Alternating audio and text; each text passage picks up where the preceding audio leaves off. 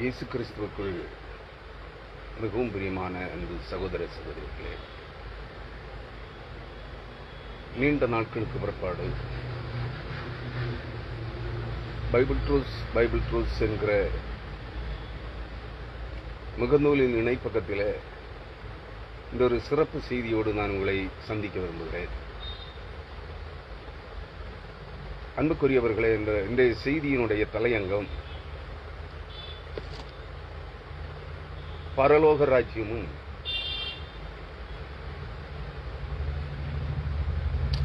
வானத்துக்குரிய மேனிகளும் என்கிற தலையங்கத்தில் ஒரு செய்தியை நான் உங்களோடு பகிர்ந்து கொள்ளலாம் என்று விரும்புகிறேன். தலையங்கம் பரலோக ராஜ்யமும் பரலோக ராஜ்யத்திற்குரிய சரீரங்களும் எப்படிப்பட்டவைகளாக இருக்கும் என்பதை வேதாகமத்தின் அடிச்சுவட்டிலிருந்து 1 கொரிந்தியர் 15ஆம் அதிகாரத்தின் சில வசனங்களின் மூலமாகவும்,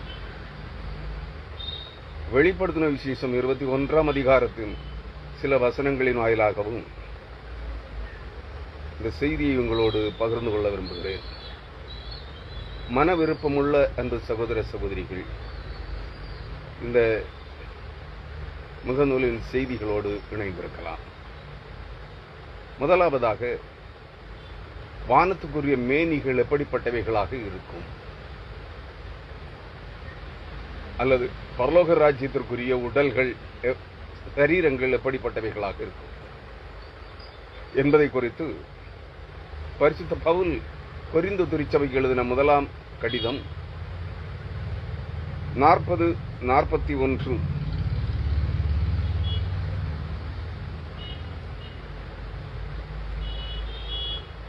44 ஆகிய வசனங்களின் வாயிலாக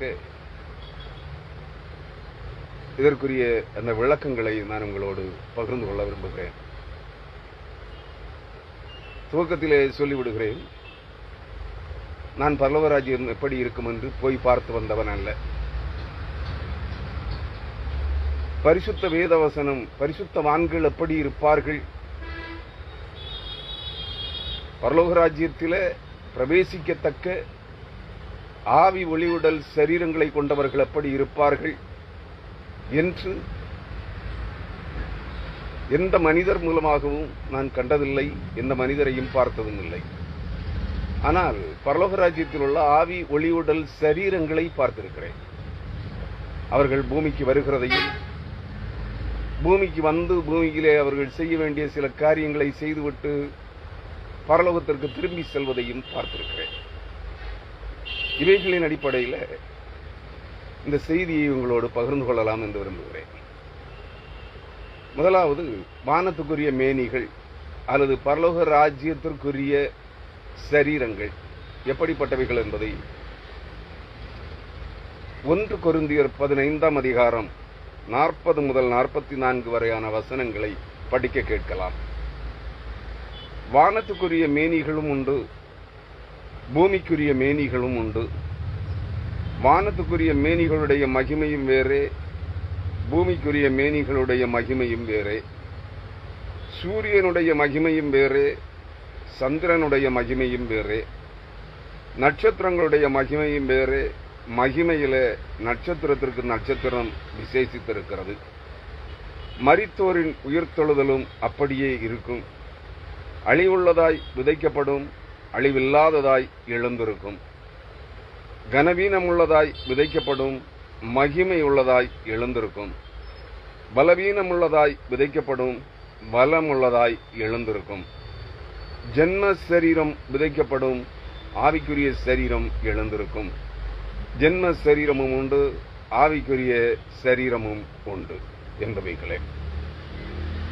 ஒரு நிமிடம் தலை வணங்கி செவிப்போம். ஜெபம்.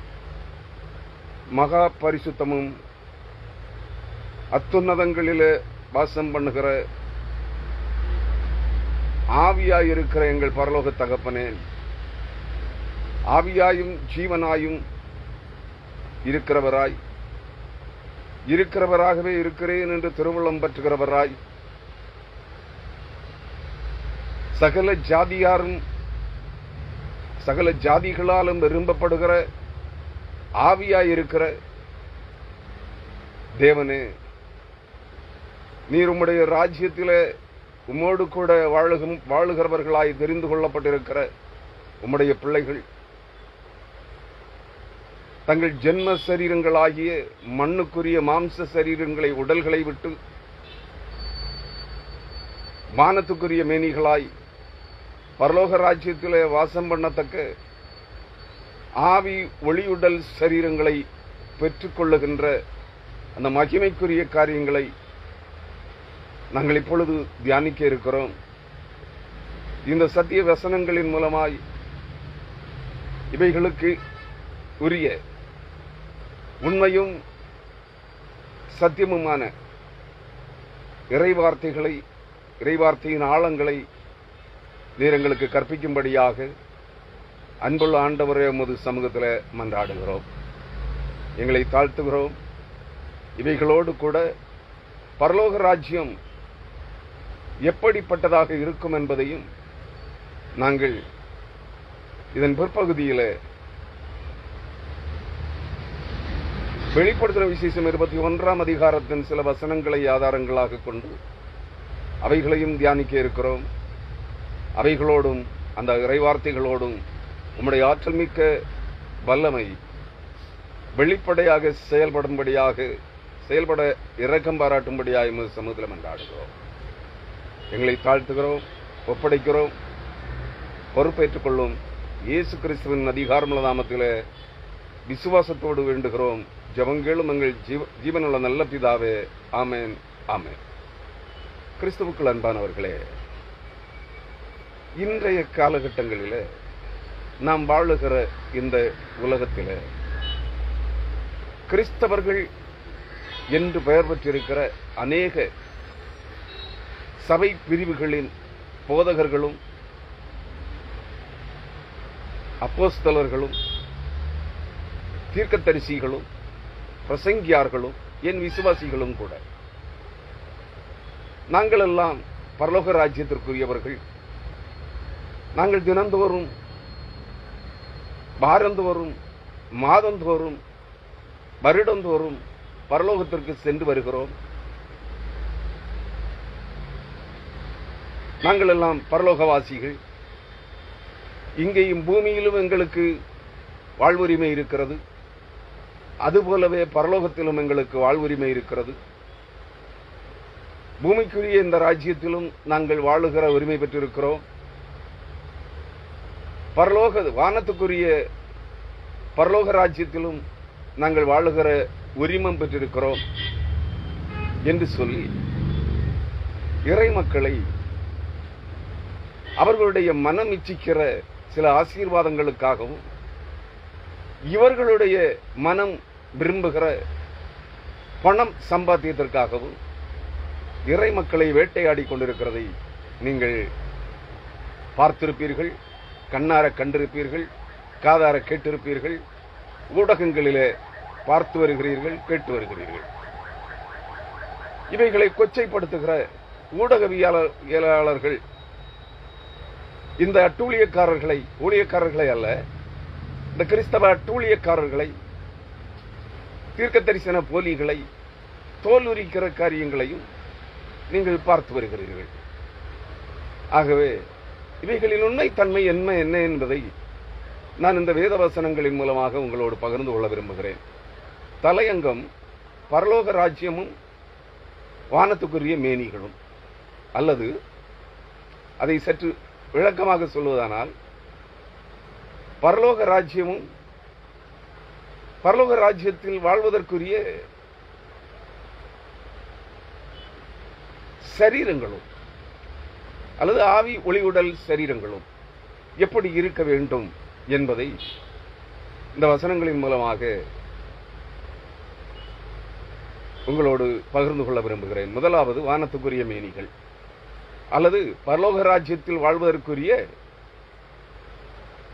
உடல்கள் அல்லது சரீரங்கள் என்பதை முதலாவது பகுதியில் நான் உங்களோடு பகிர்ந்து கொள்ள விரும்புகிறேன். பரிசுத்த பவுல் அப்போஸ்தலன் கொரிந்து திருச்சபைக்கு எழுதின முதலாம் நிருபம் 15ஆம் அதிகாரம் 40ஆம் வசனம். வானத்துக்குரிய மேனிகளும் உண்டு, பூமிக்குரிய மேனிகளும் உண்டு. வானத்துக்குரிய மேனிகளுடைய மகிமையும் வேறே, பூமிக்குரிய மேனிகளுடைய மகிமையும் வேறே என்று சொல்கிறார்.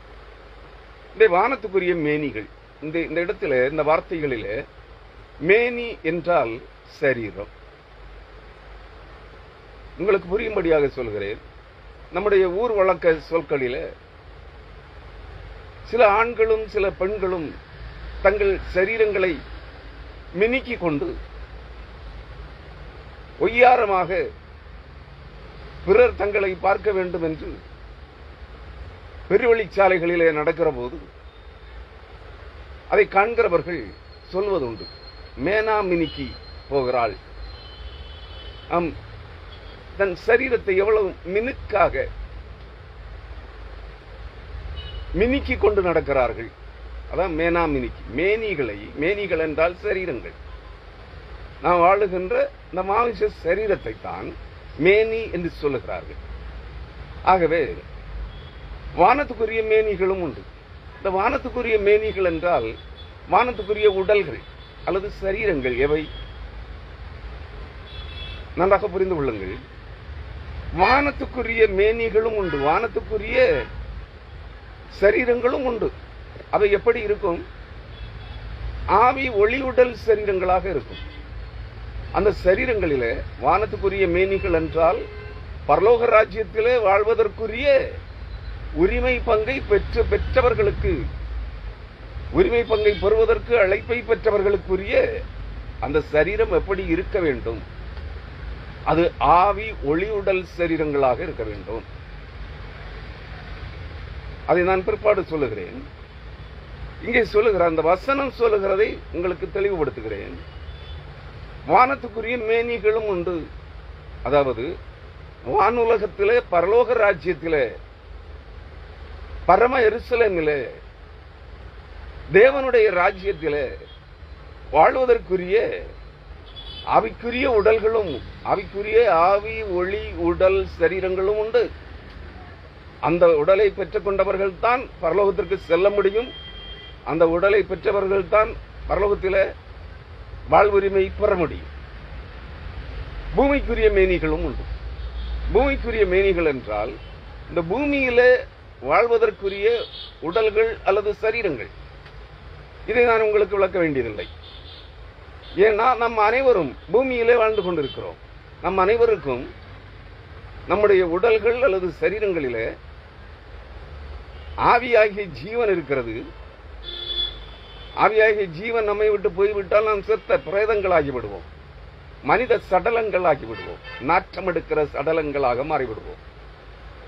உயிரோடு இருக்கிறவர்களை சொல்கிறேன். நம்முடைய சரீரங்களிலே மாமிசம் இருக்கிறது, ரத்தம் இருக்கிறது, இரத்த நாளங்கள் இருக்கிறது, எலும்புகள் இருக்கிறது, நரம்புகள் இருக்கிறது, தசைகள், இறைச்சி இருக்கிறது, இல்லையா? இவைகள் மாமிசத்தில மானிட மண்ணுக்குரிய, இவைகள் மண்ணானது. இந்த மண்ணான மாம்சீக உடலிலே வாழ்வதற்கு நமக்கு ஜீவன் வேண்டும். அந்த ஜீவன் இரத்தத்தில் இருக்கிறது. ஆகவே நாம் உயிர் வாழ்வதற்கு இரத்தம் தேவை. நாம் எழுந்து நடமாடுவதற்கு நம்முடைய தசை சரீரத்திலே இருக்கிற அந்த மாமிசத்திலே நரம்புகள் தேவை, எலும்புகள் தேவை. இல்லைன்னா புழு பூச்சிகளை போல் இருப்போம். எலும்பும் தோலும் நரம்புகளும் உணர்ச்சிகளும் இல்லை என்றால் நாம் புழு பூச்சிகளை போல இருப்போம். ஆகவே பூமிக்குரிய மேனிகள் உடல்கள் என்றால் மாமிசம், எலும்புகள், நரம்புகள், இரத்த நாளங்கள், இருதயம், இரத்தம், உயிர், ஜீவன், இவைகள் வேண்டும். இவைகள் அனைத்தையும் ஒருங்கே பெற்ற நாம் பூமிக்குரிய மேனிகளாக இருக்கிறோம். அவர் என்ன சொல்லுகிறார்? வானத்துக்குரிய மேனிகளுடைய மகிமையும் வேறே. அதாவது வானுலகத்திலே வாழுகிற ஹெவன்லி பீயிங்ஸ், வானத்திலே, வானுலகத்திலே, வானாதி வானங்களிலே வாழுகிற ஜீவன்களும் இருக்கிறது. அவைகளுடைய மகிமையும் வேறே. அவைகளுடைய மகிமை என்றால் ஒளி பிரகாசம். நன்றாக புரிந்து கொள்ளுங்கள். மகிமை என்பது ஒளி பிரகாசம், ஒளி வெளிச்சம். அந்த ஒளி வெளிச்சத்தினுடைய பிரகாசம், மகிமையான அந்த ஒளி வெளிச்சத்தினுடைய பிரகாசம். வானத்துக்குரிய மேனிகளுக்கு ஒளி வெளிச்சமும் அந்த ஒளி வெளிச்சத்தினுடைய மகிமையும் இருக்கிறது. பூமிக்குரிய மேனிகளுடைய மகிமையும் வேறே. பூமியிலே வாழுகிற மானிட உடல்களாகிய நமக்கு இருக்கிற மகிமை வேறு. இந்த மகிமை நமக்கு இல்லை. ஒளி வெளிச்சம் நம்மிடத்தில் இல்லை. நாம் நம்மை பிரகாசிப்பிக்க முடியாது. ஆனால் இந்த மேனாமணிக்கு கொண்டு நம்மை அரிதாரம் பூசி மணமுள்ள சுகந்த வாசனையுள்ள அரிதாரங்களை பூசி பகட்டான வஸ்திரங்களை உடுத்திக் கொண்டு நம்முடைய உடல்களை மினுக்கிக் கொண்டு நடக்கிறோம். ஆனால் கரிய உடல்களை அல்லது வெள்ளை உடல்களை அல்லது சிவப்பு உடல்களை பகட்டான ஆடைகளினாலும் வாசனை திரவியங்களை பூசியும் மற்றவர்களை கவர்ந்தெழுக்கும் வண்ணமாக நாம் அரிதாரம் பூசிய மேனாமினிக்கிகளாக வாழ்ந்து கொண்டிருக்கிறோம். அதான் சொல்கிறார், பூமிக்குரிய மேனிகளுடைய மகிமை வேறே. நம்மிடத்தில் அந்த மகிமை இல்லை. 41ஆம் வசனம், சூரியனுடைய மகிமையும் வேறே. சூரியனுடைய மகிமையை நீங்களும் நானும் பார்த்திருக்கிறோம் இல்லையா? தினந்தோறும் பார்க்கிறோம். ஒருவேளை சென்னையிலே வாழ்கிறவர்கள் கடந்த 2-3 நாட்களாக சூரியனை பார்த்திருக்க வாய்ப்பில்லை. அருமையானவர்களே, தேவ கிருபையால் இன்று சென்னையிலே சூரியன் உதயமாகி நல்ல வெயில் சூடாக வீசிக்கொண்டிருக்கிறது என்கிறார்கள். அது உண்மையானால் இன்றைக்கு நீங்கள் சூரியனை இந்த பரந்த வானவெளியிலே காணலாம். இந்த சூரியனுடைய மகிமை வேறு. சூரியனை நாம் கண்ணால் நேரடியாக ஒரு நிமிடத்திற்கு மேல் பார்க்க முடியாது. அதனுடைய மகிமை பொருந்திய அந்த ஒளி வெளிச்சத்தை நம்முடைய கண்கள் சகித்துக் கொள்ளாது. இந்த ஒளி பிரவாகத்தை, அந்த ஒளியின் பிரபையை, அந்த பிரபை தான் மகிமை, அந்த ஒளியின் பிரபையை, அதன் பிரகாசத்தை நம்மால் உணர முடிகிறது, பார்க்க முடிகிறது. ஆனால் சூரியனை பார்க்க முடியாது. அதான் வானத்துக்குரிய மீன். வானத்துக்குரிய பரலோக ராஜ்யத்திலே வாழ்வதற்குரிய ஆவி ஒளி உடல் அப்படித்தான் இருக்கும். நீங்கள் இங்கு ஒரு காரியத்தை உங்களுக்கு நினைப்பூட்ட விரும்புகிறேன். என்னன்னா, இந்த கிறிஸ்தவ உலகத்தில் வெளிநாடுகளிலும் இந்தியாவிலும் தமிழ்நாட்டிலும் குமரி மாவட்டத்திலும் அநேக பரிசுத்தவான்கள் பரலோகவாசிகள் வாழ்கிறார்கள். ஒரு பயில்கிட்டையும் ஒளிச்சத்தை பார்க்க முடியல. இங்க எங்கிட்ட கேட்டா எங்கிட்டையும் இல்லை.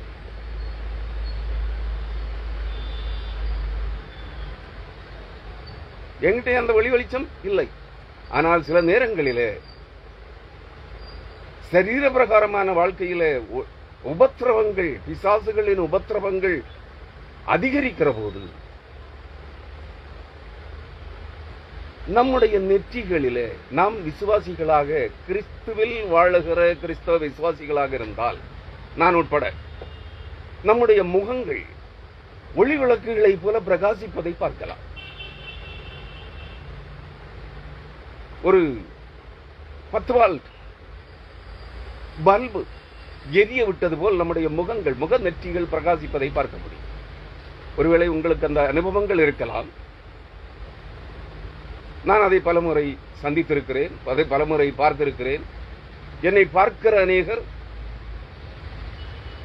சில பொறுக்கிகள், சில வேசிகள்,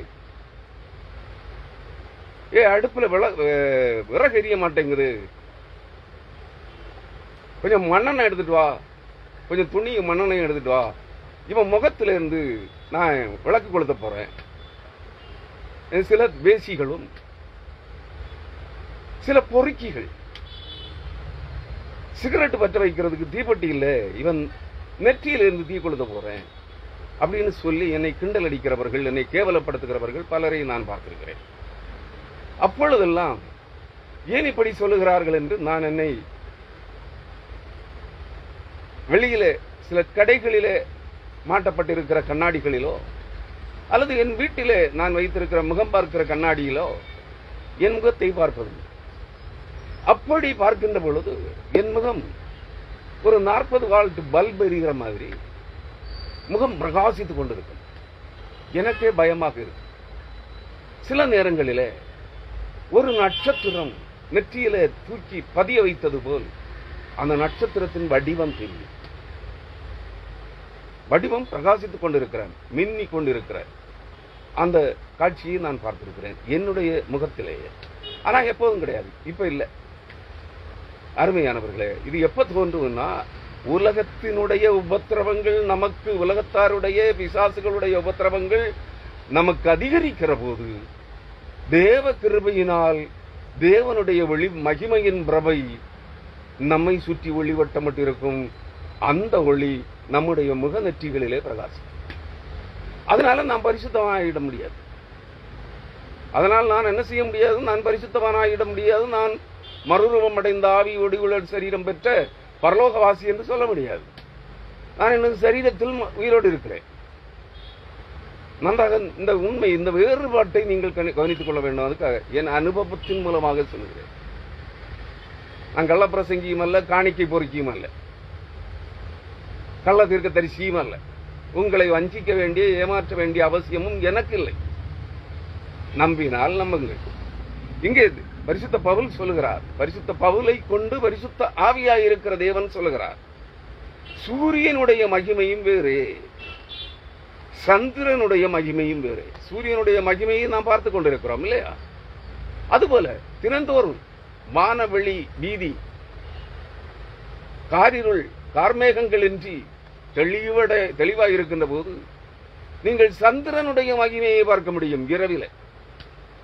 அந்த சந்திரனானது இப்போ சில மாதங்களுக்கு முன்பு இந்தியாவில் உள்ள சந்திரயான் 3 சந்திர மண்டலத்திலே இறங்கி ஆராய்ச்சி செய்து கொண்டிருக்கிறது இல்லையா? கிறிஸ்துவுக்குள் அருமையானவர்களே, சந்திரனுக்கு சுயமாக ஒளி வீசுகின்ற தன்மை இல்லை. அப்படியானால் அந்த சந்திரனும் நம்மை போன்ற மண்பாண்டத்தை போல் இருக்கிறது. மண்ணான சரீரத்தை போல் அந்த சந்திரனும் இருந்து கொண்டிருக்கிறது. ஆனால் அந்த சந்திரனுடைய மகிமை எது? சூரியனுடைய ஒளி பிரபைகளை, ஒளிக்கற்றைகளை தன்னகத்தே உள்வாங்கி அதை இரவிலே வீசுகிறது, வெளிப்படுத்துகிறது. அதை மகிமையின் பிரகாசம். சூரியனுடைய வெளிச்சம் வெப்பமாக இருக்கும், சூடாக இருக்கும். ரொம்ப நேரம் அந்த வெளிச்சத்தில் வெயில்ல நிக்க முடியாது. ஆனா சந்திரனுடைய வெளிச்சம் குளிர்ச்சியாக இருக்கும். எவ்வளவு நேரம் வேணும்னாலும் உட்கார்ந்துக்கலாம் இல்லையா? அதான் சொல்லுகிறார், சூரியனுடைய மகிமையும் வேறு, சந்திரனுடைய மகிமையும் வேறு. அடுத்த வார்த்தை, நட்சத்திரங்களுடைய மகிமையும் வேறு. நட்சத்திரங்களுடைய மகிமை சூரியனை விட பிரம்மாண்டமான நட்சத்திரங்கள் இருக்கிறது. சூரியனை விட பிரம்மாண்டமான நட்சத்திரங்கள் இருக்கிறது. அவைகளுடைய வெளிச்சம் வேறு. நாம் அருகிலே சென்றால் சூரியனை மிஞ்சுகிற வெளிச்சமாக இருக்கும். ஆனால் நாம் இங்கு இரவிலே பார்க்கின்ற போது, வானம் தெளிவாக இருக்கிற போது, மின்மினி பூச்சிகளைப் போல அல்லது அலங்கார விளக்குகளைப் போல நாம் இந்த கிறிஸ்து பிறப்பு பண்டிகை காலத்திலே வந்திருக்கிறோம். வீடுகளிலே நீங்கள் நட்சத்திரங்களை ஜொலிக்க விட்டிருப்பீர்கள். அந்த நட்சத்திரங்கள் ஜொலிப்பது போல்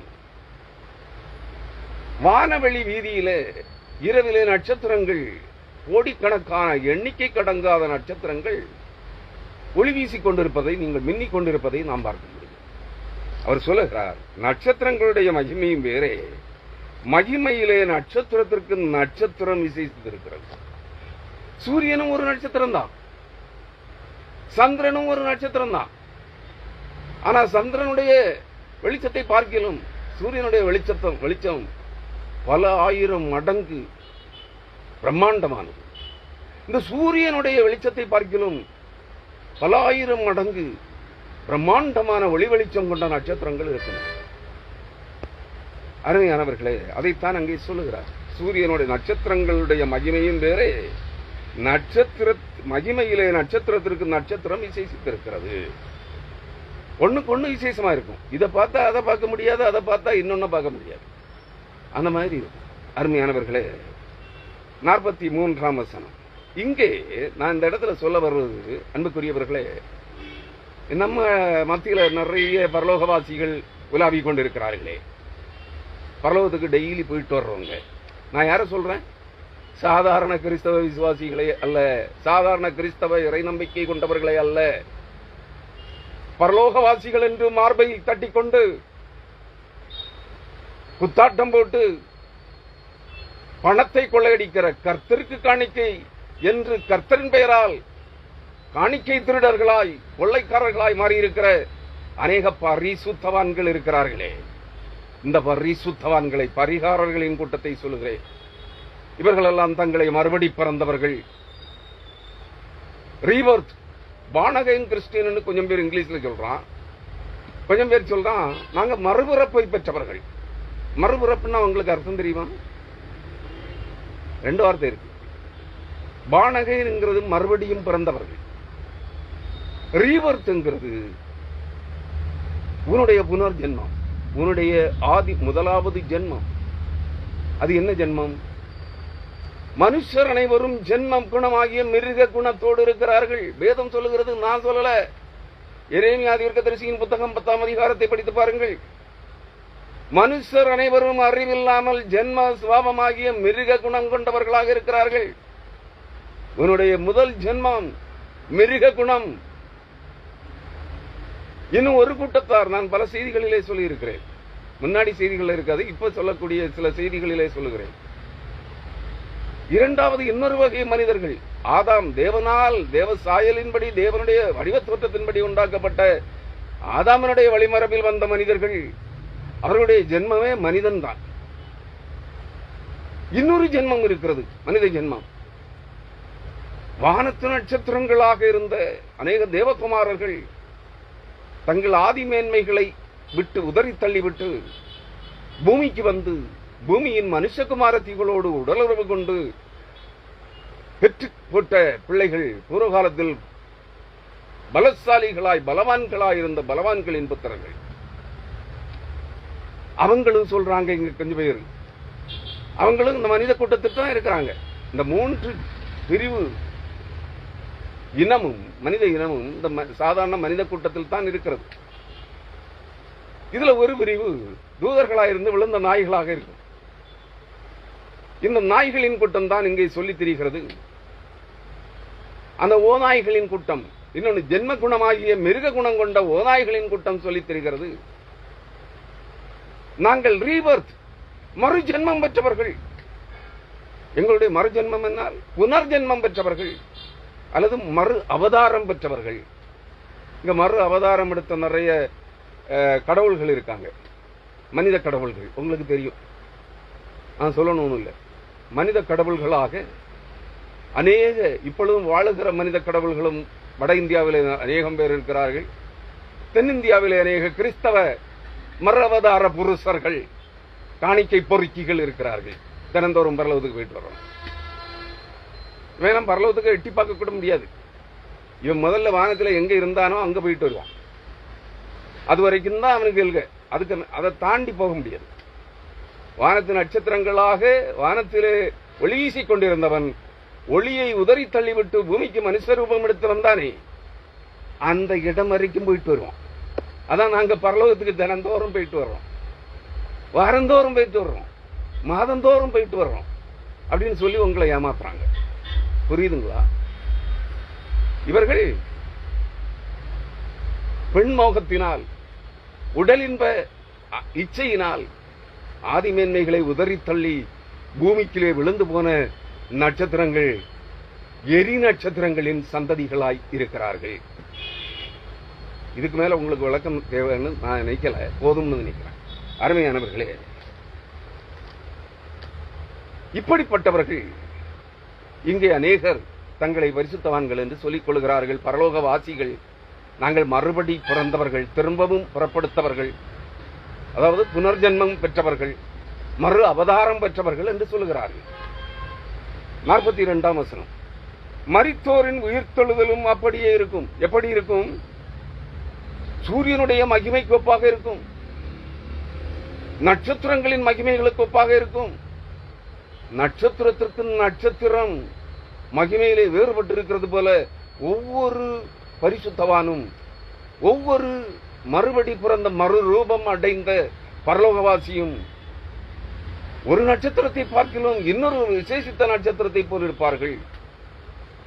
சுருக்கமா சொன்னா, வெளிப்படுத்தின விசேஷம் 2ஆம் அதிகாரம் 1-2 அதிகாரங்களிலே தேவன் தம்முடைய வலது கரத்திலே 7 பொன் நட்சத்திரங்களை ஏந்தி கொண்டிருந்தார். அந்த நட்சத்திரங்களை போல் இருப்பார்கள். புரியுதுங்களா? அந்த நட்சத்திரங்களை போல் மறுரூபம் அடைந்த பரிசுத்தவான்கள் பரலோகவாசிகள் இருப்பார்கள்.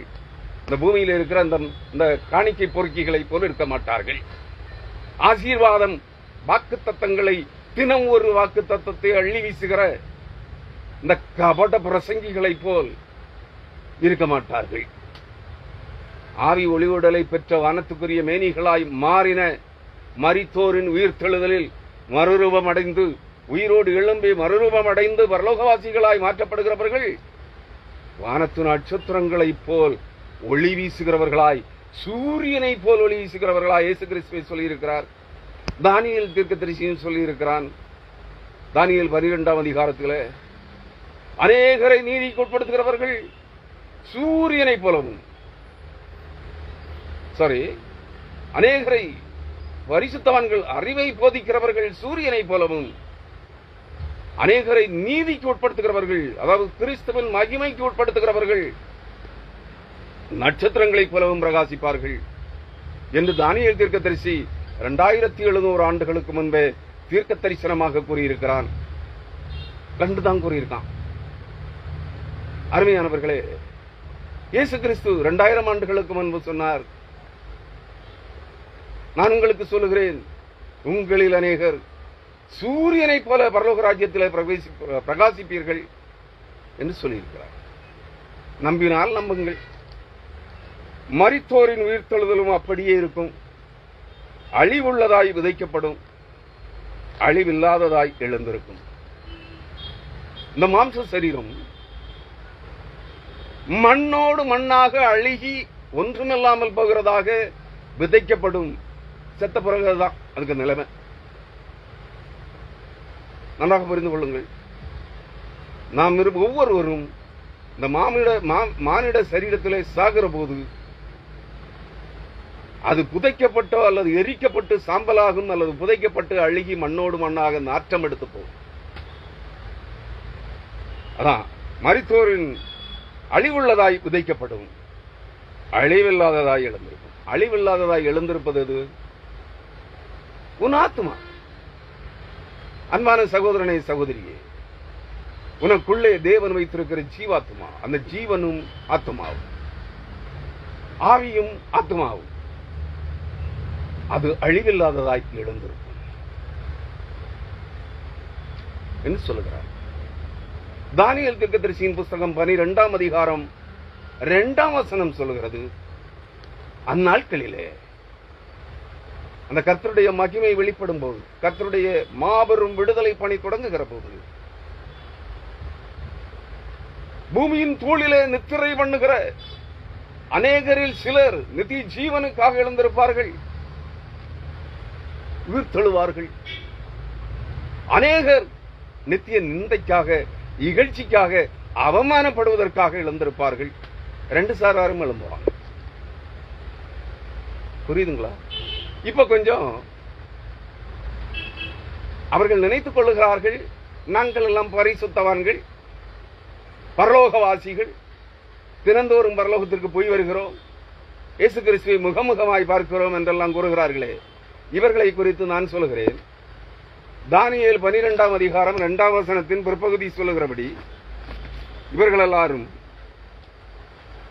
பூமியின் தூளிலே நித்திரை பண்ணுகிறவர்களாகிய அநேகரில் சிலர் நித்திய ஜீவனுக்கும் இன்றைய கிறிஸ்தவ பரலோகவாசிகள் எல்லாரும், பரிசுத்தவான்கள் எல்லாரும், தினந்தோறும் பரலோகத்திற்கு போய் வருகிறவர்களின் கூட்டம் எல்லாம் அந்த 2ஆம் பாகம் சிலர் நித்திய நிந்தைக்கும் இகழ்ச்சிக்கும் விழித்து எழுந்திருப்பார்கள். அப்படி எழும்பினவங்க. புரியுதா? புரிந்தால் சரி, விளங்கிக் கொண்டால் உன் ஆத்மா மீட்பை சுதந்திரித்துக் கொள்ளும். இல்லையேல் ஐயோ அழிவுள்ளதாய் விதைக்கப்பட போகிறாய், நித்திய நிந்தைக்காக எழும்புவாய். நீயே இதை புரிந்து உணர்ந்து அறிந்து உன் பாவ வாழ்க்கையை, உன் ஆசை இச்சைகளை அழித்துவிட்டு உன் மாமிச உடல் மறுரூபம் பெறுவதற்காக, உன் ஆவியாத்மா ஜீவாத்மா மறுபடி பிறப்பதற்காக, மறுரூபம் அடைவதற்காக, ஆவி ஒளி உடலை பெற்று நித்திய ஜீவனுக்காக எழுந்திருப்பதற்காக இப்பொழுதே பிரயாசப்பட தொடங்கு. அருமையானவர்களே, 43ஆம் வசனம், 1 கொரிந்தியர் 15ஆம் அதிகாரம் 43ஆம் வசனம்.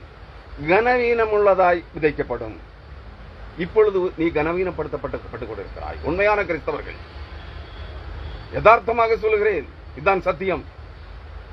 கிறிஸ்துவை உயிரை போல் நேசிக்கிற, கிறிஸ்துவில் வாழ விரும்புகிற, உண்மையும் உத்தமமும் உள்ள நேர்மையான கிறிஸ்தவர்கள் உலகத்தால், உலகத்திற்குரியவர்களால், இந்த பரமேறும் பரிசுத்தவான்களால், போலி அழிவுக்கும் நிந்தைக்கும் உள்ளான மறுபடி பிறந்த இந்த பக்தியேட கிறிஸ்தவர்களால், ஏனைய மக்களினங்களால் கனவீனப்படுத்தப்பட்டுக் கொண்டிருக்கிறார்கள். நீ அந்த கூட்டத்தில் இருந்தால், கனவீனப்படுத்தப்படுகிற கூட்டத்தில் இருக்கிறாய் என்றால் உணர்ந்து கொள், நீ பரலோகவாசியாக தெரிந்து கொள்ளப்பட்டிருக்கிறாய். நீ உன் ஆவி ஒளியுடல் சரீரத்தை பெற்று பரலோகத்திலே வானத்து நட்சத்திரத்தை போல ஒளி வீசுவதற்காக தேவன் உன்னை தெரிந்தெடுத்திருக்கிறார் உலகத்தில் இருந்தென்று நம்பு என்று எண்ணிக்கொள். அருமையானவர்களே, கனமீனம் உள்ளதாய் விதைக்கப்படும், மகிமையுள்ளதாய் எழுந்திருக்கும். நீ உயிரோடு எழும்புகின்ற போது, கர்த்தருடைய நாளிலே நீ மகிமையிலே உயிர்த்தெழுகின்ற போது, நீ மறுரூபம் அடைந்து வானத்து நட்சத்திரத்தை போல ஆவி ஒளியுடலை தரித்து ஒளி வீசிக் கொண்டிருப்பாய். அதான் மகிமை உள்ளதாய் எழுந்திருக்கும். பலவீனம் உள்ளதாய் விதைக்கப்படும். அதாவது பலமற்ற, இளைத்து போன, ஒரு பொருளை கூட கையில எடுக்க முடியாத பலங்குன்றி போன பலவீனம் உள்ளதாய் உன் சரீரம் பிறரால் சுமந்து செல்லப்பட்டு விதைக்கப்படலாம். உன்னை சாப்பிடுவதற்கும் பிறர் உதவி இல்லாமல் சாப்பிட முடியாதவனாக இருக்கலாம். படுக்கையிலே படுப்பதற்கும் எழும்புவதற்கும் பிறர் உதவி உனக்கு தேவைப்படலாம். நீ குழந்தையைப் போல பலவீன பண்டமாயிருக்கலாம். அதனால் உன்னை அநேகர், உன்னை வளர்த்தவர்களும் உன்னை பராமரிக்கிறவர்களும் உன்னை கேவலப்படுத்தக்கூடும். நீ பலவீனம் உள்ளவனாய் விதைக்கப்பட்டிருக்கலாம். ஆனால் எப்படி இருப்பாயாம்? பலமுள்ளதாய் எழுந்திருக்கும். பலமுள்ளதாய். கிழவர்களும் கைத்தடிகளை ஊன்றி நடக்கிற கிழவர்களும் பலவான்களாய் பராக்கிரமசாலிகளாய் இருப்பார்கள். கிழவிகள் கன்னி பெண்களைப் போல் இருப்பார்கள். நான் சொல்லல, வேதம் சொல்லுகிறேன். வேதத்தை படியுங்கள். அருமையானவர்களே, மரித்தோரின் உயிர்த்தெழுதலும் அப்படியே இருக்கும். அழிவுள்ளதாய் விதைக்கப்படும், அழிவில்லாததாய் எழுந்திருக்கும். கனவீனம் உள்ளதாய் விதைக்கப்படும், மகிமை உள்ளதாய் எழுந்திருக்கும். பலவீனம் உள்ளதாய் விதைக்கப்படும். அதாவது விதைக்கப்படுதுன்னா நீ செத்து எரியூட்டப்படுகிறாய் அல்லது புதைக்கப்படுகிறாய். அதான் விதைக்கப்படுது. உன் ஆவி ஜீவாத்மா உயிர் பெற்று எழும்புகின்ற போது நீ மகிமை உள்ளதாய், பலம் உள்ளதாய், கனமுள்ள பாத்திரமாய் நீ ஆவி ஒளிவுள்ள சரீரத்தில் எழுந்திருப்பாய் என்று சொல்கிறார். 44ஆம் வசனம், 1 கொரிந்தியர் 15:44. ஜென்ம சரீரம் விதைக்கப்படும். ஜென்ம சரீரம்னா அந்த சரீரம் நாம் வாழ்ந்து கொண்டிருக்கிறோமே, நம் ஆணிட சரீரம் பார்ப்பதற்கு அருவருப்பாகவும், சிலருக்கு அழகாகவும், கவர்ச்சிகரமாகவும், அரிதாரம் பூசி மினுக்கு ஏற்றப்பட்டதாகவும் இருக்கிற இந்த அழுக்கடைந்த பாவ சரீரம் ஜென்ம சரீரம் விதைக்கப்படும், செத்து பூமியிலே எரியூட்டப்படும் அல்லது புதைக்கப்படும். ஆவிக்குரிய சரீரம் எழுந்து. ஜென்ம சரீரமும் உண்டு, ஆவிக்குரிய சரீரமும் உண்டு. ஜென்ம சரீரம் நீங்களும் நானும் வாழ்ந்து கொண்டிருக்கிற இந்த சரீரமே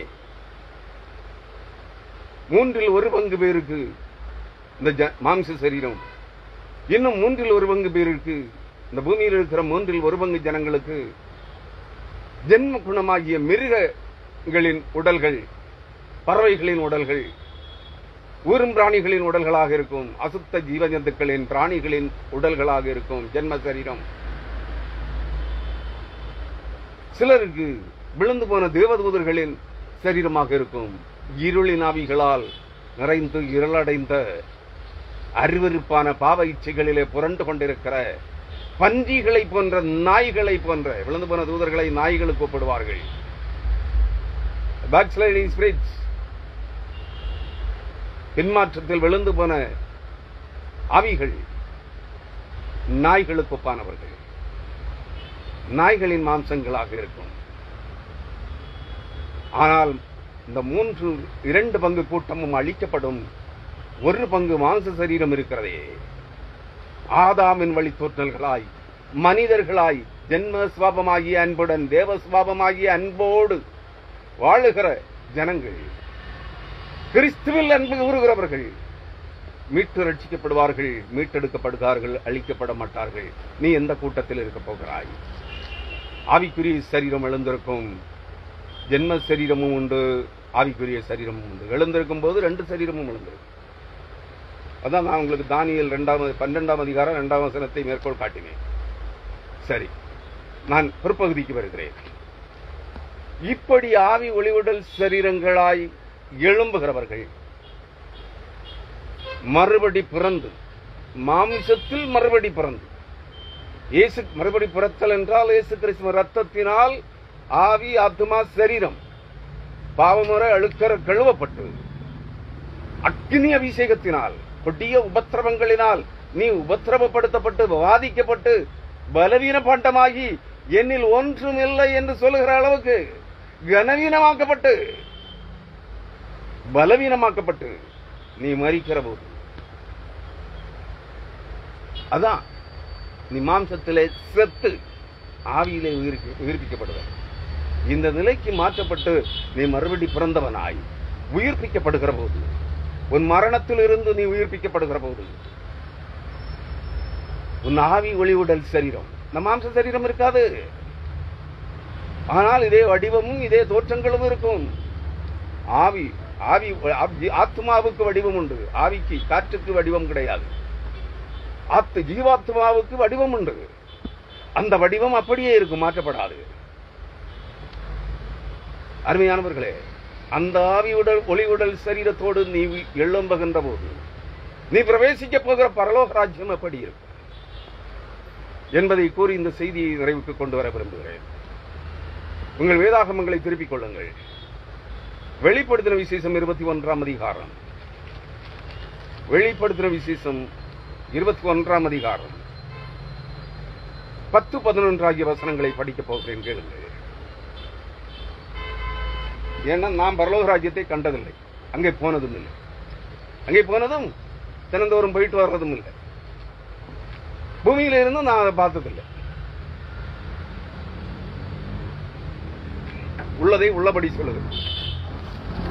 உங்களை கவர்ந்தெழுத்து உங்க மடியில இருக்க, உங்க பையில இருக்க, உங்க பர்ஸ்ல இருக்க, உங்க பாக்கெட்ல இருக்க பணத்தை கர்த்தருக்கு காணிக்கையாக எனக்கு தான் சொல்லி கேட்டு வாங்கி, உன்னை உருட்டி மிரட்டி கேட்டு வாங்கி, நான் காணாததை கண்டேன்னு சொல்லி உங்களை ஏமாற்றி பிழைப்பதற்கு காணிக்கை பொறுக்கி அல்ல நான். இயேசுவின் நாமத்தை பிச்சை பாத்திரமாக்கி காணிக்கை வாங்கி சம்பாதிக்கிறவனோ, பிழைக்கிறவனோ, வயிற்று பிழைப்பு நடத்துகிறவனோ அல்ல நான். நம்பினால் நம்புங்கள். அவர் சொல்லுகிறார், வெளிப்படுத்தின விசேஷம் 21ஆம் அதிகாரம் 10-11 ஆகிய வசனங்கள். 21ஆம் அதிகாரம் 1ஆம் வசனத்தில், 2ஆம் வசனத்தில், யோவானாகிய நான் புதிய எருசலேமாகிய பரிசுத்த நகரத்தை தேவனிடத்திலிருந்து பரலோகத்தை விட்டு இறங்கி வர கண்டேன். அது தன் மனுஷனுக்காக அலங்கரிக்கப்பட்ட மணவாட்டியை போல் இருந்தது. மணவாட்டி சபை இறங்கி வருகிறது. அதான் பரலோக ராஜ்யம். எதுங்க? வானமும் பரலோகம் தான்.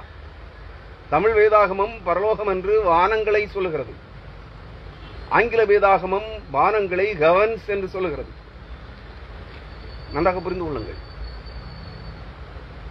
ஹெவன்ங்கிறத நாம் பரலோகம் என்று எடுத்துக் கொள்கிறோம். வானுலகம், இந்த அண்டவெளி பிரபஞ்சம் அனைத்தும் ஹெவன்ஸ், பரலோகம், வானுலகம். அந்த பரலோகத்திலிருந்து, அந்த வானுலகத்திலிருந்து புதிய எருசலேமாகிய பரிசுத்த நகரத்தை தேவனிடத்திலிருந்து பரலோகத்தை விட்டு இறங்கி வர கண்டேன். யார் சொல்லுகிறார்? யோவான் ஆகிய நான் இல்லை. என்னோட பேரு யோவான் தான், அதாவது ஜான்சன், ஜான் அல்லது ஜான்சன். இது இயேசு கிறிஸ்துவின் சீடர்களில் ஒருவன் ஆகிய இயேசு கிறிஸ்துவின் மார்போடு சாய்ந்திருந்த அந்த யோவான் சொல்லுகிறார். யோவான் ஆகிய நான் புதிய எருசலேம் ஆகிய பரிசுத்த நகரத்தை, எருசலேமிலிருந்து, நகரத்தை தேவனிடத்திலிருந்து பரலோகத்தை விட்டு இறங்கி வர கண்டேன். அது தன் புருஷனுக்காக அலங்கரிக்கப்பட்ட மணவாட்டியை போல இருந்தது என்று சொல்லுகிறார். இது பரலோக ராஜ்யம் வானத்திலிருந்து இறங்கி வருகிறது, தேவனிடத்திலிருந்து. 10ஆம் வசனம். பெரிதும் உயரமான ஒரு பர்வதத்தின் மேல் என்னை ஆவியில் கொண்டு போய் தேவனுடைய மகிமையை அடைந்த எருசலேமாகிய பரிசுத்த நகரம் பரலோகத்தை விட்டு தேவனிடத்திலிருந்து இறங்கி வருகிறதை எனக்கு காண்பித்தான். 11ஆம் வசனம். அதன் பிரகாசம் மிகவும் உயர்ந்த இரத்தினக்கல்லை போலவும் பளிங்கின் ஒளியுள்ள வச்சிரக்கல்லை போலவும் இருந்தது. பரலோக ராஜ்யம் எப்படி இருக்கிறதாம்? மிகவும் விலை உயர்ந்த இரத்தினக்கல்லை போலவும் இருந்தது. புரியுதுங்களா? ரத்தினம்னா உங்களுக்கு சொல்ல புரிகிறதுக்காக ஒரு காரியம் சொல்றேன். நாகரத்தினம் அப்படின்னு சொல்லுவாங்க, கேள்விப்பட்டிருக்கீங்க? அதாவது ரொம்ப காலம் 1000 ஆண்டுகள் வாழ்ந்து செத்து போகிற, வாழ்ந்து கொண்டிருக்கிற, 1000 ஆண்டுகள் வாழ்ந்து கொண்டிருக்கிற கருநாக பாம்பினுடைய உச்சியில நாகமணி, நாகரத்தினம் இருக்கும்னு சொல்லுவாங்க. அதெல்லாம் போய் ஏன் அந்த உவமை கதையை சொல்லுகிறார்கள் என்றால், பரலோக ராஜ்யம் நாகரத்தினம் போன்றது. பிரகாசமாய் ஒளி வீசுகின்ற, அது எங்க இருந்தாலும் பல கிலோமீட்டர் தூரத்துக்கு அதனுடைய ஒளி பிரகாசம், ஒளிக்கற்றைகள் பாய்ந்து செல்லும். நான் என்னுடைய ஆரம்ப கால செய்திகளில சொல்லுவது, தேவனுடைய சபை, கிறிஸ்துவின் சபை நச்சு பாம்பின் வாய்க்குள்ளே இருக்கிறது. நச்சு பாம்பு தேவனுடைய சபையை விழுங்கி வைத்திருக்கிறது. புரியுதா? தான் நாகரத்தினம் 1000 ஆண்டுகள் வாழ்ந்த ஒரு வயது முதிர்ந்த ஒரு கருநாகத்தினுடைய, ஒரு நல்ல பாம்பினுடைய தலையில, உச்சியில ஒரு விலையுயர்ந்த ஒளி வீசுகின்ற நாகரத்தின மணி இருக்கும் என்று, இல்லையா? அந்த தேவனுடைய சபையை, பூமியில் இருக்கிற தேவனுடைய சபையை, பரலோகத்திலிருந்து இறங்கி வருகிற சபையை அல்ல, வித்தியாசம் தெரிந்து கொள்ள வேண்டும். பூமியில் இருக்கிற இந்த உலக திருச்சபையை நச்சு பாம்பாகிய சாத்தான் விழுங்கி வைத்திருக்கிறான். நச்சு பாம்பாகிய சாத்தானுடைய வாயில் இருக்கிறது உலக திருச்சபை. அப்ப இதுக்குள்ள எப்படி ஒரு பரிசுத்தவான் இருப்பான் சொல்லுங்க? மகிமையின் ஒளி பிரகாசத்தை பெற்ற, ஆவி ஒளியுடல் சரீரம் கொண்ட ஒரு பரிசுத்தவானும் இங்கே இந்த பூமிக்குரிய சபையிலே இருக்க முடியாது. அப்ப இந்த நாய்கள் எல்லாம் யாரு? இந்த காணிக்கை பொறுக்கிகள் எல்லாம் யாரு? நீங்களே பதில் தெரிந்து கொள்ள வேண்டும்.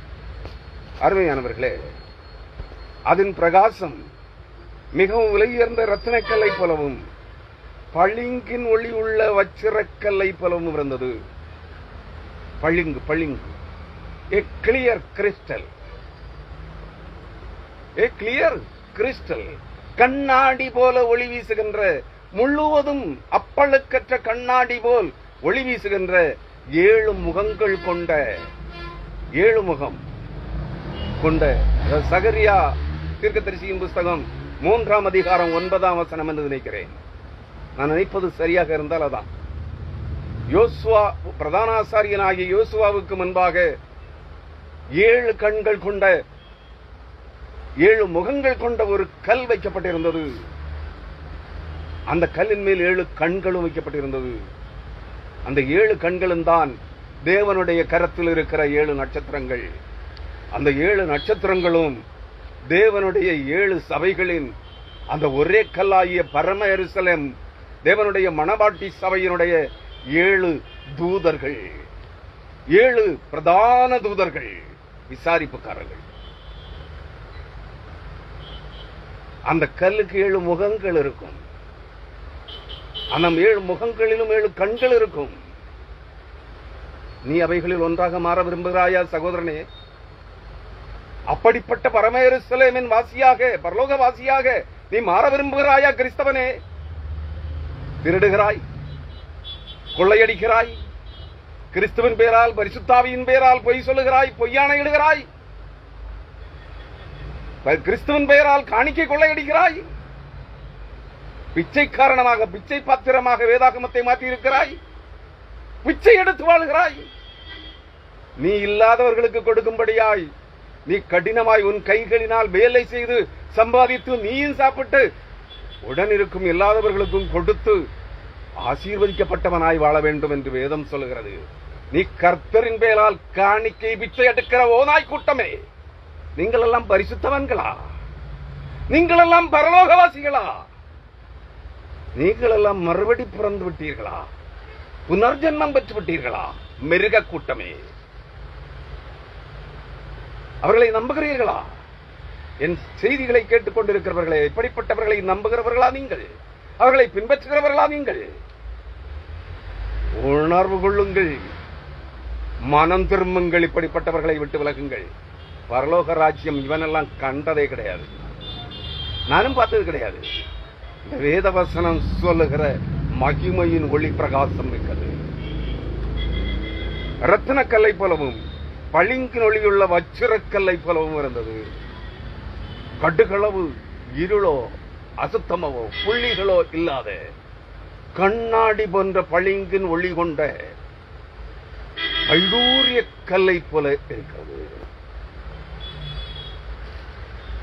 நீலமணி ரத்தனம் போல் நெருப்பு ஜுவாலை எரிக்கிற போது பார்த்திருப்பீர்கள். கொழுந்து விட்டிருக்கிற நெருப்பு ஜுவாலையின் அருகிலே நீல ஒளி தெரியும். அது போல இருக்கு பரலோகராஜ்யம். இன்னும் சில வசனங்களை நான் இந்த வெளிப்படுத்தின விசேஷம் 21ஆம் அதிகாரத்திலிருந்து சுட்டிக்காட்ட விரும்புகிறேன். சுட்டிக்காட்டி இந்த செய்தியை நிறைவுக்கு கொண்டு வருகிறேன். வெளிப்படுத்தின விசேஷம் 21ஆம் அதிகாரம் 22ஆம் வசனம். அதிலே நான் தேவாலயத்தை நான் காணவில்லை. அங்க என்ன இல்ல? தேவாலயம் இல்லை. இந்த உலக பரிசுத்தவான்களுக்கு சபையில கோடானு கோடி சபைகள் உலகம் எங்கும். இதுல எந்த சபையா? கிறிஸ்துவன் சபை. 5700 பிரிவுகளை கொண்ட, அதாவது 5700 டினாமினேஷன்ஸை கொண்ட கோடானு கோடி திருச்சபைகள் இந்த உலகத்தில் பூமியில இருக்கு. எல்லாம் நச்சு பாம்பின் வாயில் இருக்கிற ரத்தினங்கள். இதுல எந்த சபை பரிசுத்த சபை என்று சொல்லுகிறீர்கள்? புரிந்து கொள்ளுங்கள், நீங்களே அலசி ஆராய வேண்டும். பரலோக ராஜ்யத்திலே, வானத்திலிருந்து இறங்கி வருகிறதே அந்த பரலோக ராஜ்யத்திலே தேவாலயத்தை நான் காணவில்லை. அங்க ஒரு சபையும் இல்லை, ஒரு ஆலயமும் இல்லை. பரலோக ராஜ்யம் தான் தேவாலயம். அதை சொல்லுகிறது பாருங்கள்.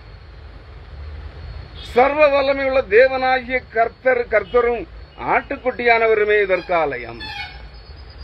யாருங்க? ஒரே ஒருவர். நீ வேணும்னா அதை 2 படுத்தி பார்க்கலாம்.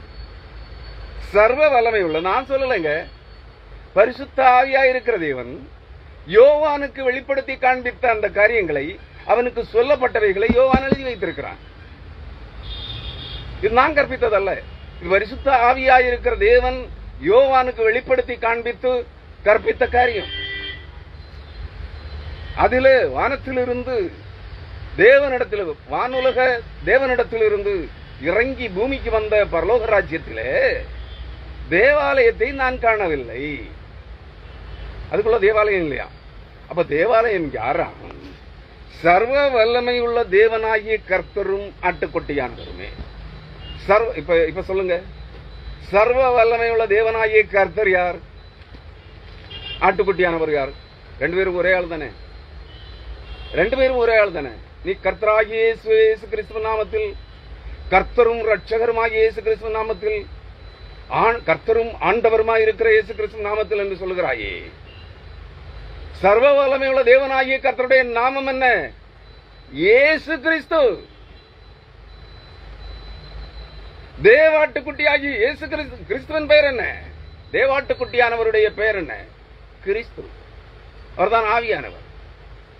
அவர் ரெண்டையும் சேர்த்து எடுத்தான்னா சர்வ வல்லமை உள்ள தேவனாகிய கர்த்தரும் ஆட்டுக்குட்டியானவரும் ஒருவராக இருக்கிறார். இயேசு கிறிஸ்துவாக இருக்கிறார். அந்த சர்வ வல்லமை உள்ள தேவனாகிய கர்த்தரும் ஆட்டுக்குட்டியானவரும் ஆகிய இயேசு கிறிஸ்துவே அங்கே ஆலயமாக இருக்கிறார். அதனால்தான் இயேசு கிறிஸ்து சொன்னார், நீங்கள் உங்களால் விசுவாசிக்க கூடுமானால் உங்கள் நடுவிலே இப்பொழுது பரலோக ராஜ்யம் வந்திருக்கிறது. ஏற்றுக்கொள்ளுகிறவனுடைய உள்ளத்திலே பரலோக ராஜ்யம் வரும். நீ இயேசு கிறிஸ்துவை மெய்யான தேவன் என்று, ஆவியாயிருக்கிற கர்த்தர் என்று எப்பொழுது விசுவாசிக்கிறாயோ அப்பொழுது பரலோக ராஜ்யம் உன் இருதயத்தில் வரும். நீங்க தான் விசுவாசிக்க மாட்டீங்களா? பக்தி வேடம் போடுகிற கிறிஸ்தவர்கள் ஆயிற்றே. ஆசீர்வாதங்களுக்காக, தினசரி வாக்குத்தத்தங்களுக்காக, இவ்வுலக பண சம்பாத்திய பொருளுக்காக, அழிந்து போகிற, அழிவுக்குள்ளாக்கப்பட போகிற இவ்வுலகத்தின் பொண்ணுக்காக, பணத்துக்காக, சம்பாத்தியத்துக்காக, சொத்துக்காக கிறிஸ்தவ நாமத்தை விற்று பிழைக்கிற பக்தி வேட கிறிஸ்தவர்கள் ஆயிற்றே. உனக்குள்ள எங்கே கிறிஸ்து வந்திருக்கிறார்? உனக்குள்ளே பரலோக ராஜ்யம் எங்கே வந்திருக்கிறது? எல்லாம் பரலோகவாசிகளாம். யோசித்து பாருங்கள் அன்பான கிறிஸ்தவர்களே. இங்கே சொல்லுகிறார், அங்கே சர்வ வல்லமை உள்ள தேவனாகிய கர்த்தரும் ஆட்டுக்குட்டியானவருமே அதற்காலயம். 23ஆம் வசனம். நகரத்திற்கு வெளிச்சம் கொடுக்க சூரியனும் சந்திரனும் அதற்கு வேண்டுவதில்லை. பரலோக ராஜ்யத்திற்கு வெளிச்சம் கொடுக்க சூரியனும் வேண்டாம், சந்திரனும் வேண்டாம். ஆனால் கிறிஸ்துவுக்குள் அருமையானவர்களே, நீங்களும் நான் வாழ்ந்து கொண்டிருக்கிற இந்த பூமிக்கு வெளிச்சம் கொடுக்க சூரியனும் வேண்டும், சந்திரனும் வேண்டும்.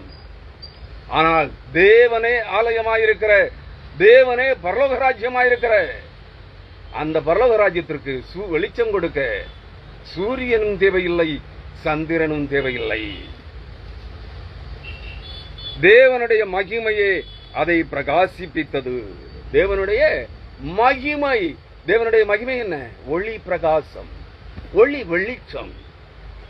நீ யாருக்கு மகிமை செலுத்துகிறாய்? நீ அல்லேலியா சாத்திரம் துதி மகிமை எல்லாம் யாருக்கு செலுத்துகிறாய்? இந்த காணிக்கை பொறிக்கின் நாதாரின் ஓநாய்களுக்கு, ஆணுக்கும் பொண்ணுக்கும் சொல்லுகிறாய். கள்ள விசுவாசிகளுக்கு சொல்லுகிறாய். அல்லேலியா ஸ்தோத்திரம், praise the Lord, glory to pastor. யாருக்கு மகிமை செலுத்துகிறாய்? மகிமைக்கு அர்த்தம் என்ன? ஒளி பிரகாசம், ஒளி வெளிச்சம். தேவனுடைய மகிமையே பரலோக ராஜ்யத்தை பிரகாசிப்பிக்கிறது. எங்க போயிட்டு வந்திருக்க? இங்க ஒரு நாதாரி சொல்றான், ஏஞ்சல் டிவி நாதாரி, ஒரு பரலோக ராஜ்யத்துக்கு டெய்லி போறாராம். இயேசு கிறிஸ்துவின் கண்களுக்கூடாக இவர் உலகத்தை பார்க்கிறாராம், பிரபஞ்சத்தை பார்க்கிறாராம். பச்சை போய் பொறுக்கி போய் இவனுக்கெல்லாம் கோடிக்கணக்கான விசுவாசிகள், அவனை எல்லாம் பின்பற்ற கோடிக்கணக்கான உலக நாடுகள் அனைத்திலும் இருந்து கோடிக்கணக்கான கள்ள விசுவாசிகளின் கூட்டம் இந்த நாதாரி காணிக்கை பொறுக்கிகளை, வேசிக்கல்லர்களை பின்பற்றி கொண்டிருக்கிறது பரிசுத்தவன்கள் என்று. நீங்களாம் பரலோகத்துக்கு போவ,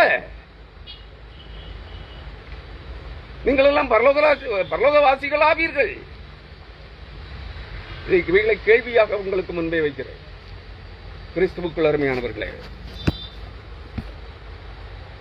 ஒரு சில வாக்கியங்களை கூட சொல்லி செய்தியை நிறைவுக்கு கொண்டு வருகிறேன். 24ஆம் வசனம்.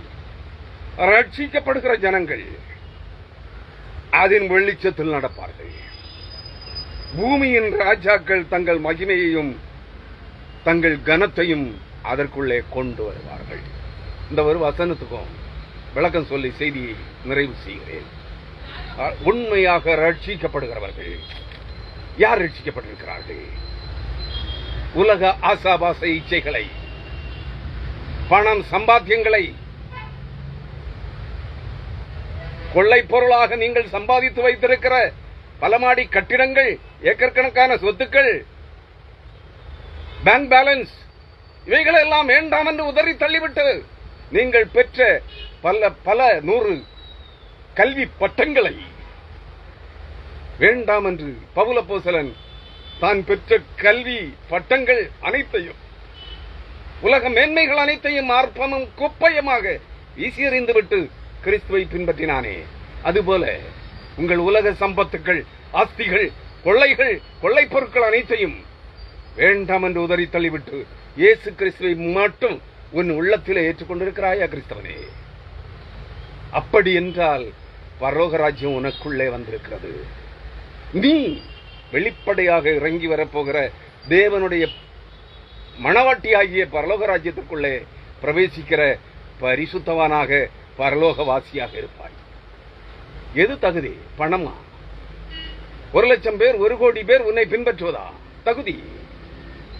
1 கோடி பேர் உன்னை பார்த்து அல்லேலூயா ஸ்தோத்திரம் பிரைஸ் தி லார்ட் என்று சொல்லுவதா? தினம் லட்சக்கணக்கான கோடிக்கணக்கான பணம், காணிக்கை பணம் உனக்கு வாரி வழங்கி உன்னை பல கோடி பேர் பின்பற்றுவதா மகிமை? இதுவா பரலோகராஜ் ரட்சிக்கப்பட்டவனுக்கு அடையாளம்? அன்பான கிறிஸ்தவர்களே, உலகம் உங்களை மோசம் போக்கிக் கொண்டிருக்கிறது. இந்த கிறிஸ்தவ பொறுக்கிகள் அனைவரும் சம்பாத்தியத்துக்காக, வேலை வாய்ப்புக்காக ஊழியத்திற்கு வந்தவர்கள் தான்.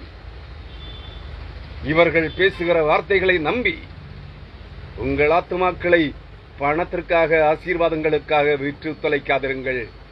உங்கள் ஆத்துமா அழிவை சந்திக்க வேண்டாம், நித்திய ஜீவனை பெறுவதற்காக ஆவி ஒளிவுடல் சரீரங்களாய் உயிர்த்தெழும்ப வேண்டும் என்றால் இந்த வசனங்களுக்கு செவி கொடுங்கள். ரட்சிக்கப்படுகிற ஜனங்கள், ரட்சிப்பென்றால் ஆவி ஆத்துமா சரீரத்திலே பூரண புருஷர்களாய், கிறிஸ்துவை தரித்துக் கொண்ட பூரண புருஷர்களாய் வெளிப்படுகிறவர்களே, அதுதான் பூரண ரட்சிப்பு. அப்படி ரட்சிக்கப்பட்டவர்கள் மட்டுமே தண்ணீர முழுகினேன், பாஸ்டருக்கு காணிக்க கொடுத்தேன், ஆத்துல குளத்துல தொட்டியில தண்ணியில பாஸ்டர் என்ன முழுக்கினாரு 3 தடவை, நான் அந்நிய பாஷை அடையாளத்தோடு, வேதம் சொல்லாத அடையாளத்தோடு அந்நிய பாஷை வர்றோம். உன் ரட்சிப்புக்கான அடையாளம் அல்லது. வேதம் கற்பிக்காத தண்ணீர் முழுக்கு, வேதம் கற்பிக்காத அந்நிய பாஷை அடையாளத்தோடு தண்ணீர் முழுக்கினால் நீ பரிசுத்தமானாக்கப்பட்டு விட்டாயே. நம்புகிறாயா? நீ ரட்சிக்கப்பட்டேன் என்று சொல்லுகிறாயே, நம்புகிறாயா? உலக மாமிச இச்சைகள் உன்னை விட்டு கடுகளவும் இல்லாமல் உன்னிலிருந்து செத்து போய்விட்டதா? இல்லையே, பணத்துக்காக ஓடிக்கொண்டிருக்கிறாய். மோகன் சீலாசரத்துக்கு பல 1000 கோடி காணிக்கை பணம் சொத்துக்கள் குவிந்திருக்கிறது, பல 1000 கோடி. ஏஞ்சல் டிவி காரனுக்கு பல 1000 கோடி. டிஜிஎஸ் தினகரனுக்கு, அவனுக்கு பிள்ளைகளுக்கு பல 1000 கோடி காணிக்கை பணம் சேர்ந்திருக்கிறது. இன்னும் ஆசை தீரல. புறம்போக்கு நாய்களுக்கு, வேதத்துக்கு புறம்பான இந்த ஓநாய்களின் கூட்டத்திற்கு இன்னும் பண ஆசை தீரல.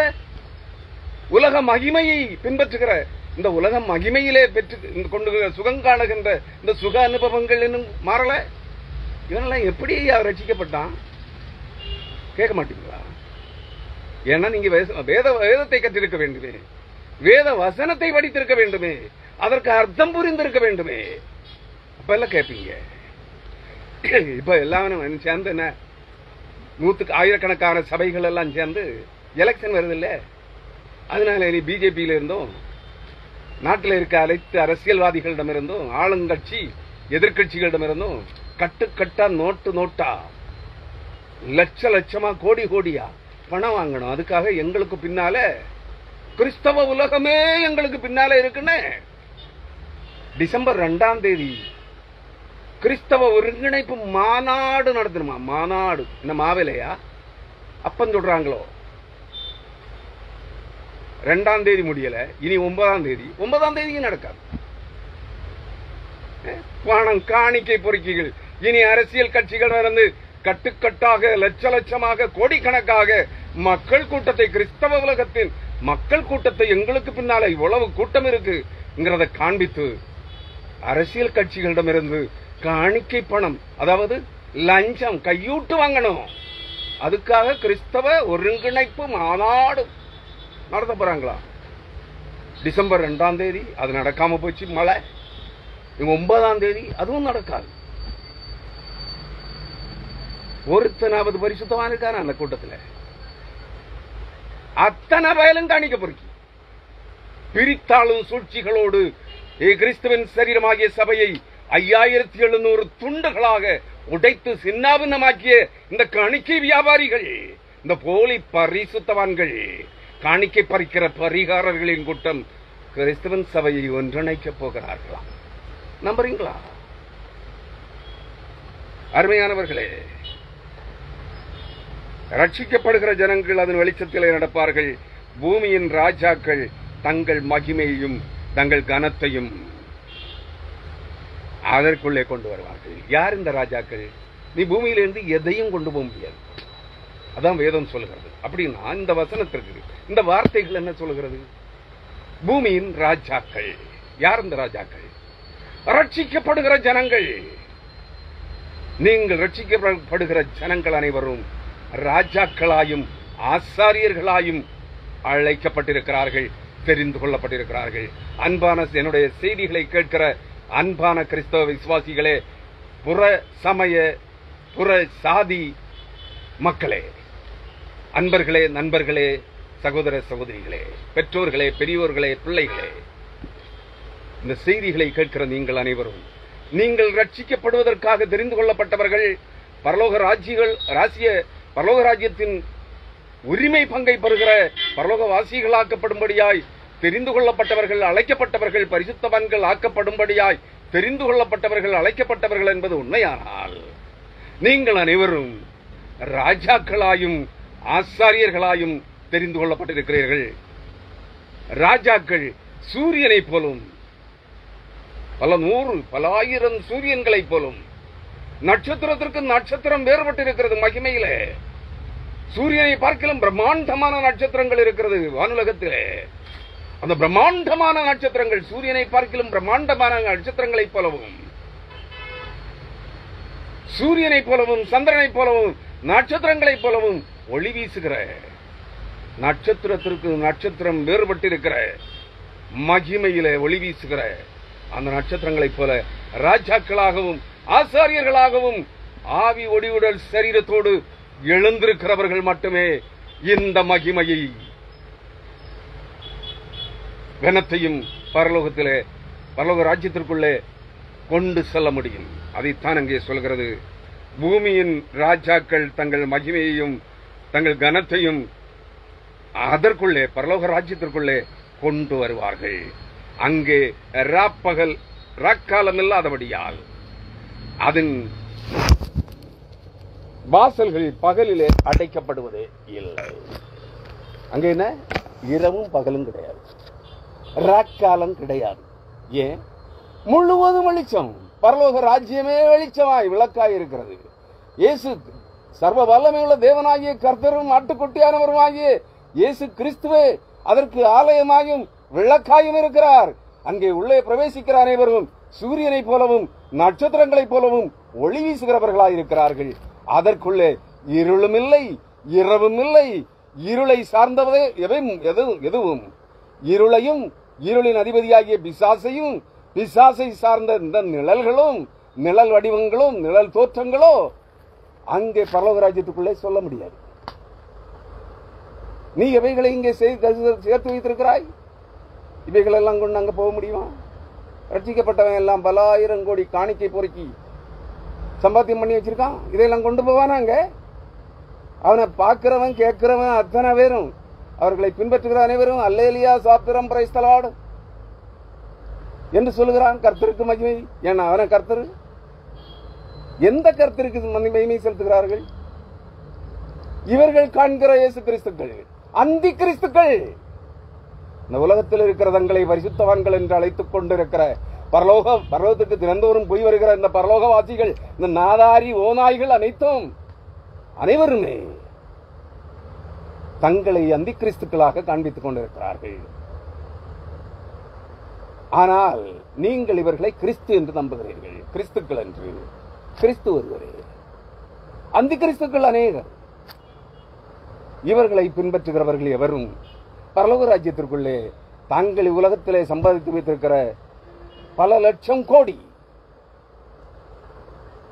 காணிக்கை பொருட்களோடோ, மகிமைகளோடோ, கனங்களோடோ, சொத்துக்களோடோ, ஆஸ்திகளோடோ, சம்பத்துக்களோடோ பரலோக ராஜ்யத்திற்குள்ளே இந்த இருளின் சந்ததியார் பிரவேசிக்கவே முடியாது. இவர்களை பின்பற்றுகிறவர்களும் பிரவேசிக்க முடியாது. ஆகவே பரலோக ராஜ்யம் முழுவதும் வெளிச்சமும் ஒளி விளக்கும் ஒளியாய் இருக்கிறது. அங்கே இரவும் இல்லை, ராக்காலமும் இல்லை, இருளும் இல்லை, நிழலும் இல்லை. இருள் இருந்தா தான் வெளிச்சத்தில் நீ போகும்போது, இருள நீ நின்னா வெளிச்சம் உண்மையில் படும்போது நிழல் வரும். அங்க இருளே கிடையாது. நீ எப்படி உள்ள போயிருவ? இந்த காணிக்க பொறுக்கியெல்லாம் எப்படி உள்ள போயிருவான்? முதல்ல அதை யோசிங்க. தயவாக வேதாகமங்களை உங்கள் கரங்களிலே, உங்கள் வீடுகளிலே பத்திரமாக பரணிலே தூங்கிக் கொண்டிருக்கிற அந்த வேதாகமங்களை எடுத்து, ஒரு நாளுக்கு 24 மணி நேரம் இருக்கிறது. அதில் 10ல் 1 பங்கு 2 மணி நேரம் 40 நிமிடம், தோராயமாக 2.25 மணி நேரம் தினந்தோறும் அதிகாலையிலும் இரவிலும் கர்த்தருடைய வேதாகமத்தை படிப்பதற்கு பயன்படுத்து. 10ல் 1 தசமபாகம். அதுதான் தசமபாகம் செலுத்துகிறாயே. உருட்டி மிரட்டி சபித்து கொள்ளையடிக்கிறானே, அவனுக்கெல்லாம் கொடுக்கிற. ஒரு நாளுக்கு 24 மணி நேரம் இருக்கிறது. அதில் 10ல் 1 பங்கு 2 மணி நேரம் 40 நிமிடம், தோராயமாக 2.25 மணி நேரம் வேதாகமத்தை கருத்தூன்றி படிப்பதற்கு உனக்கு நேரம் இல்லையே. நீ எப்படி ரட்சிக்கப்பட்டாய்? ரட்சிக்கப்பட்டவன் என்கிறாய், பரிசுத்தவான் என்கிறாய், பரலோகத்துக்கு போயிட்டு வருகிறேன், தினந்தோறும் இயேசு கிறிஸ்துவை பார்த்துக் கொண்டிருக்கிறேன் என்கிறாய். என்ன அவர் மாம்ச சரீரத்தில் முன்ன வந்திருக்காரோ? வேற வார்த்தை வருது வாயில. கெட்ட வார்த்தை இல்ல, தெருவில் பேசக்கூடிய மோசமான வார்த்தைகள் வேண்டாம். கிறிஸ்துவுக்குள் அன்பானவர்களே, நீங்கள் உண்மையும் உத்தமமான கிறிஸ்துவின் பின்னடியார்களாக இருந்தால், கிறிஸ்துவ ரத்தத்தால் மீட்கப்பட்டவர்களாக இருந்தால், தினம் 2.5 மணி நேரமாகிலும் கர்த்தருடைய வார்த்தைகளை, வேத வசனங்களை படிப்பதற்கு செலவிடுங்கள். கர்த்தருடைய வார்த்தைகள் ஆவியாயும் ஜீவனாயும் இருக்கிற அந்த வார்த்தைகள் உங்களோடு பேசும். உங்கள் கடின இருதயங்களை நொறுக்கும். உங்கள் தவறான வாழ்க்கை முறைகளை, வழிமுறைகளை, தவறான வாழ்வியல் நடத்தைகளை, செயல்களை உங்களை சுட்டிக்காட்டி உங்களை கூத்தும். அப்பொழுது குற்ற உணர்வினால் மனம் திரும்புதலுக்கு நேராக நடத்தப்படுவீர்கள். அப்பொழுது கர்த்தருடைய ஆவியானவர் உங்களுக்குள் வந்து உங்கள் இருதய பலகையிலே தம்முடைய வேத வசனங்கள் அனைத்தையும் இரும்பெழுத்தாணியினால் எழுதுவார். யூதாவின் பாவம் இரும்பெழுத்தாணியினால் எழுதப்பட்டிருக்கிறது என்று வேதம் ஏசாயா தீர்க்கதரிசியின் புத்தகம் சொல்லுகிறது. நான் சொல்லுகிறேன், நீங்கள் இப்படி மனம் திரும்பி தேவனுடைய பிள்ளைகளாய் தேவ சமூகத்திலே அமர்ந்து கர்த்தருடைய வார்த்தைகளை கற்றுக்கொள்ள தொடங்குவீர்களானால், தேவன் இரும்பெழுத்தாணியினால், வைரத்தின் நுனியினால் உங்கள் இதய பலகைகளிலே இந்த வேதாகமத்தின் சத்திய வசனங்கள் அனைத்தையும் எழுதி கல்வெட்டுக்களைப் போல எழுதி பதிப்பிப்பார். வேறொருவர் உங்களுக்கு வேத வசனத்தை குறித்து கற்பிக்க வேண்டிய அவசியமில்லை. எவனுக்கும் நீங்கள் காணிக்கை கொடுக்க வேண்டிய அவசியமில்லை. காணிக்கை பொறுக்கிகள் எல்லாம் பிச்சை எடுக்க போகட்டும். கோவில் வீதிகளிலே, தெரு வீதிகளிலே கை நீட்டி பிச்சை எடுக்கட்டும். மாறுவீர்களா? நீ பரலோக ராஜ்யத்தின் பரலோகவாசிகள் ஆக விரும்பினால் மாறித்தான் ஆக வேண்டும். வேறு வழி இல்லை.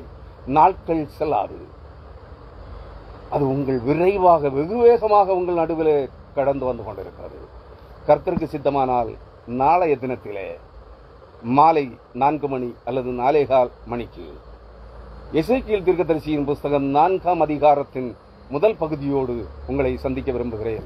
மன விருப்பம் உள்ளவர்கள் இந்த செய்திகளோடு இணைந்திருங்கள். அந்த செய்தி, நாளைய செய்தி burning torch Christian literature publications என்கிற முகநூலின் இணைப்பகத்திலே கொடுக்கப்படும். கர்த்தர் உங்களோடு இருப்பாராக. கர்த்தருடைய ஆசீர்வாதம், நித்திய வாழ்வுக்கான ஆசீர்வாதங்கள் உங்கள் அனைவரோடும் நிலைத்திருப்பதாக. ஆமேன். ஹல்லேலூயா.